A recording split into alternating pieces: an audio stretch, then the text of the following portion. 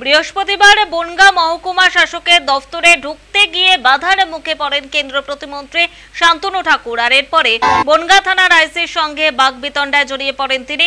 জানা গিয়েছে, এদিন বনগাঁ মহকুমা শাসকের দফতরে মনোনয়নপত্র জমা দেন বাগদা বিধানসভা কেন্দ্রের বিজেপি প্রার্থী বিনয় কুমার বিশ্বাস। তার সঙ্গে উপস্থিত ছিলেন কেন্দ্রীয় প্রতিমন্ত্রী শান্তনু ঠাকুর এবং বনগাঁ সাংগঠনিক জেলা বিজেপির সভাপতি দেবদাস মণ্ডল। মনোনয়নপত্র জমা দিতে কেন্দ্র প্রতিমন্ত্রীর আগে 5 জন বিজেপি কর্মী সমর্থক মহকুমা শাসকের দফতরে ঢুকে পড়ে। ফলে 5-এর অধিক ব্যক্তিকে ভিতরে প্রবেশ করতে দেওয়া হবে না বলে জানিয়ে দেন শান্তনু ঠাকুরকে এবং বাধা দেওয়া হয়, যদিও পরবর্তীতে শর্ত সাপেক্ষে ঢোকার অনুমতি পান কেন্দ্র প্রতিমন্ত্রী শান্তনু ঠাকুর। পুলিশের তো দেখাতে হবে যে তারা বফাদার, তো বফাদারি দেখিয়েছে আর কি।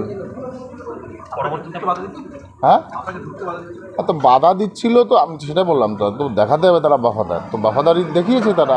সমস্যা কোথায়? কারণ কে জিজ্ঞেস করবে? বফাদারি দেখাতে হবে কাউকে, সেটা দেখিয়েছে। নতুন কি আছে? পরবর্তীতে কি শর্ত সাপেক্ষে প্রবেশ করতে দিয়েছে? কাদের কাদের বার করতে বলেছিল, কেউই তো বেরোলো না।